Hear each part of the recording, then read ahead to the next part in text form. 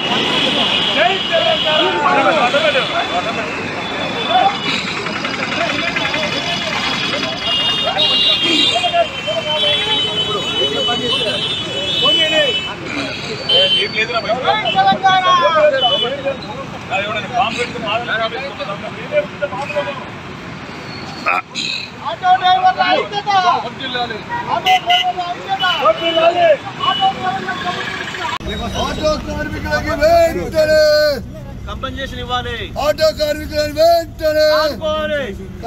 Auto కార్మికులను వెంటనే ఆదుకోవాలి. ఆటో కార్మికులను వెంటనే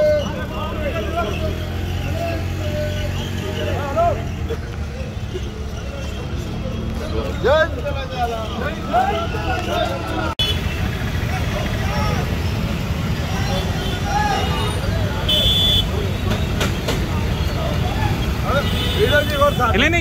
బయట ఓకే సార్, నాకు చెప్పకండి. బయట ఓకే, బయట ఓకే. యు గో నా స్పీకర్.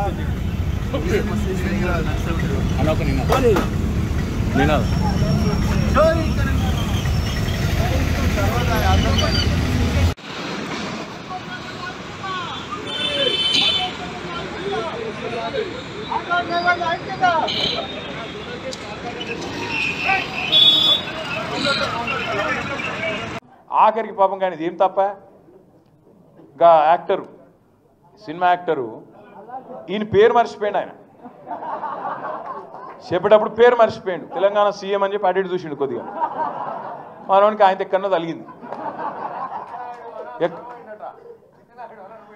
అయితే నేనేమంటున్నా, గింత అన్యాయం అని పేరు మర్చిపోతే జైలు పెడతావు. ఇక గట్ల తయారైండు మన చిట్టినాయుడు. నేనేమంటున్నా, దయచేసి మీ అందరికి ఒకటే కోరుతున్నా, మీకు ఇవాళనే నాంపల్లి కోర్టులో పట్నం నరేందర్ రెడ్డి గారిది, అదేవిధంగా 27 మంది రైతులది మొత్తం నిన్న ఇవాళ వాదనలు మొత్తం అయిపోయినాయి. అన్న చెప్పింది కరెక్ట్. ఆర్ఎస్ ప్రవీణ్ అన్న 24 రోజులు ఆడికెళ్ళి వికారాబాద్ కోర్టుకెళ్ళి ఇక్కడికి ఫైల్ రాలే. అప్పుడు మళ్ళీ పీపీ లేకుండే. మళ్ళా మన పట్నం నరేందర్ రెడ్డి భార్య శృతి, తర్వాత మన నాయకులు, మన లాయర్లు, మన లీగల్ సెల్లోళ్ళు పాపం అందరు తనలాడి ఆడ హైకోర్టులో రిజిస్ట్రార్ దగ్గర పోయి ఇట్లా ఉన్నది పరిస్థితి, 24 రోజులు అమాయకులు పాపం వాళ్ళు జైలు ఉన్నారు, ఇది అన్యాయం అంటే నిన్న ఈరోజు వాదనలు పూర్తయినాయి. మరి అన్నీ అనుకూలిస్తే అంతా మంచిగా జరిగితే రేపు తీర్పు వెలువడే అవకాశం ఉంది. మంచి జరగాలని చెప్పి మనస్ఫూర్తిగా అందరం కోరుకుందాం.